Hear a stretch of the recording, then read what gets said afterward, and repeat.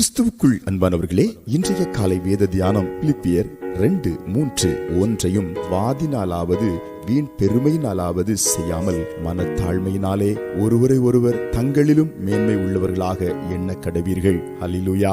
ஒரு மனிதனுக்குள் இருக்க வேண்டிய மிக சிறப்பான சுபாவங்களை பவுல் இங்கு விலாவாரியாக எழுதுகிறார். அவர் சொல்கிறார், வாதாடுகிற ஆவியை விட்டு நம்ம விலக வேண்டும், வீண் பெருமையின் ஆவியை விட்டு நம்ம விலக வேண்டும், மனத்தாழ்மையை நாம் தரித்துக் கொள்ள வேண்டும், மற்றவர்களை கேவலமாய் எண்ணாதபடி மேன்மை உள்ளவர்களாக எண்ண வேண்டும்.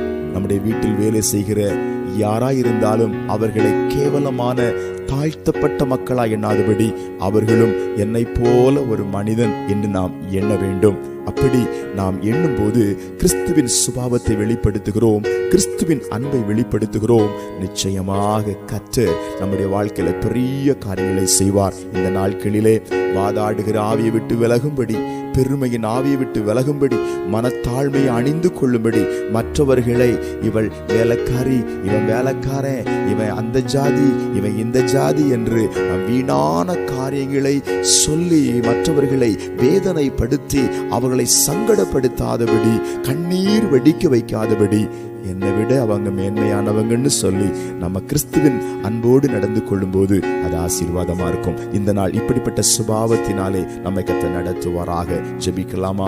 அன்பின் பரலோக பிதாவே, இப்பொழுதும் நாங்கள் அந்த வேதவசனம் சொன்னபடி வாதாடுகிற எல்லா கிரியைகளை, பெருமையின் ஆவிகளை, மற்றவர்களை துச்சமாய் கேவலமாய் நினைக்கிற எல்லா சுபாவங்களை விட்டு நாங்கள் மனம் திரும்பி இந்த ஜெபத்திலே உம்முடைய கிருபையிலே எங்களை தாழ்த்தி அர்ப்பணிக்கிறோம். ஜெபம் கேட்டதுக்காய் ஸ்தோத்திரம். இயேசுவின் நாமத்தில் ஆமென்.